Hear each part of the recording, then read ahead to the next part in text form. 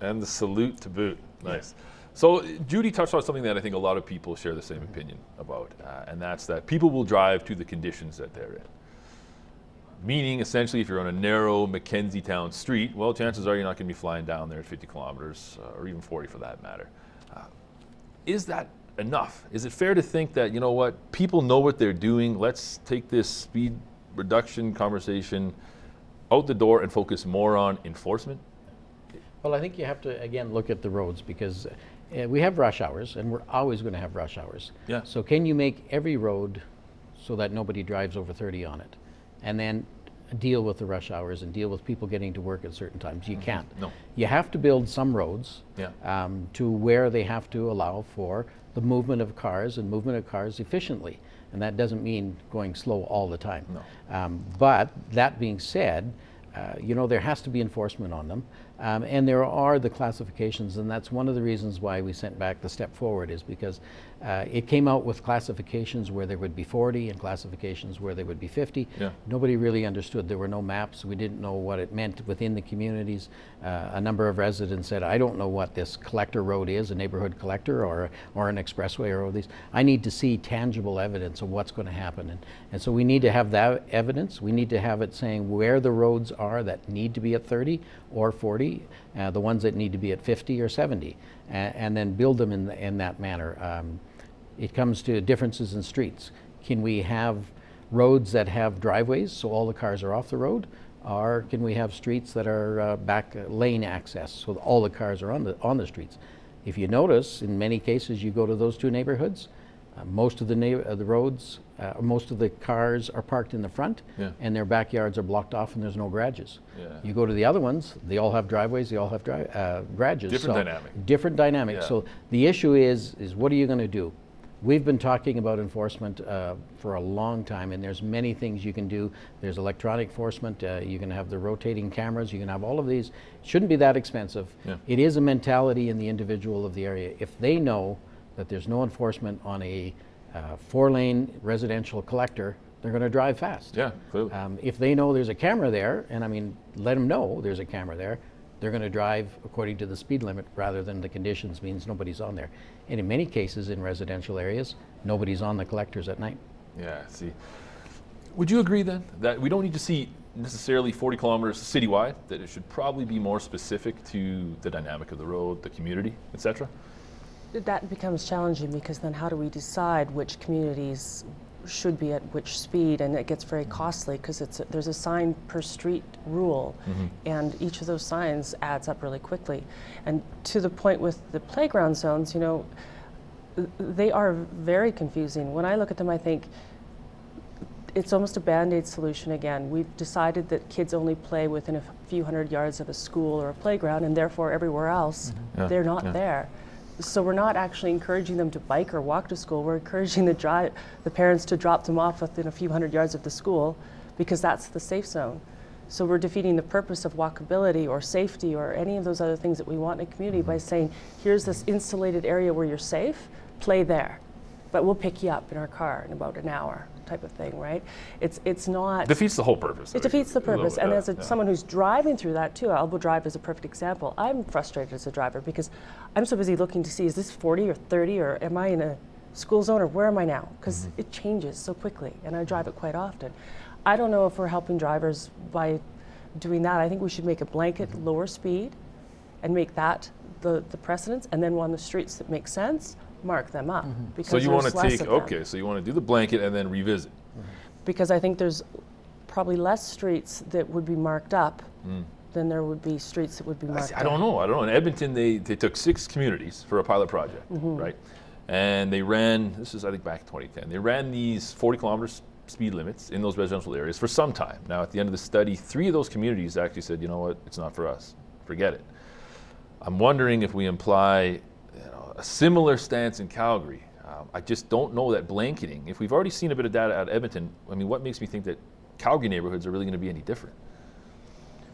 Well, we're assuming it's, first of all, we're letting people decide based on what they think is preferential for their community. Yeah.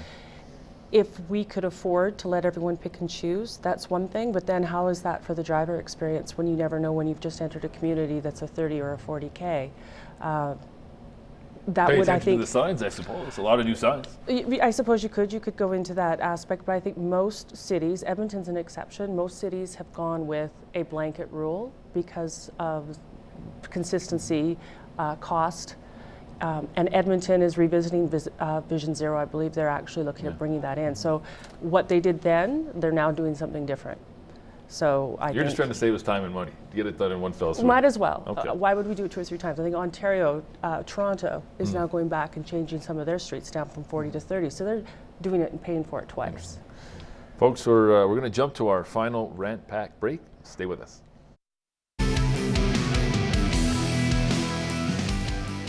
Every city, every district, every municipality is going to have a few odd, silly, weird bylaws. Some are just so antiquated that they don't bother taking them off the books. Other ones they actually enforce. For example, if the new one comes into effect from 50 kilometers an hour to 40, people generally drive 5 to 10 over the speed limit anyways, so they're just going to drive at 50.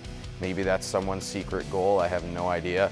However, I do think it is a partial cash cow. No matter what the Calgary Police Service says, it will save lives. Anything's going to save lives. You can't stop stupid. You can't stop people from just walking out between cars in an intersection, not obeying the flashing light signals, not pressing the button to cross the road when there is a signal. There's always going to be something, and you just can't stop stupid. Some might say conventional wisdom. Can't stop stupid. So as it stands now in Calgary, we see right around, on average, 8 pedestrian deaths a year due to collisions with vehicles. Now, if we see another, say 8 deaths down the road, let's say hypothetically we've reduced the speed limit to 40 kilometers an hour, blanket across all residential areas in Calgary, we still have that 8 people killed every year. Are we now going to be pushing for 30 kilometers an hour? I think that's a big concern that a lot of people have with this. It's very hypothetical. It is. I think more than anything, first of all, we know from the science that survivability is better. So there's absolutely no reason to think that if you were to take the number of accidents and compare it to the number of serious injury or fatalities, that wouldn't change based on lowering the speed, because we know fundamentally the science says it will. So in the case, however, that say all we do is lower speed, and we don't think it's effective enough, I would say that we're not probably doing a few things. We're not changing design, we're not enforcing, we're not, I guess, following up with what we need to do to make sure that people are actually slowing down, because the science tells me, and I think anybody that's on this topic, that it does work. People slow down, people do survive an accident when it happens. If the numbers aren't changing, then people simply aren't slowing down and we're not doing something. So it's an all-encompassing strategy, though. It's not just about the speed. It's got to have these other elements like we talked about earlier. Again, I revert back to enforcement. In Alberta, and this isn't common in many provinces, there's a $575 fine for failing to yield to a pedestrian.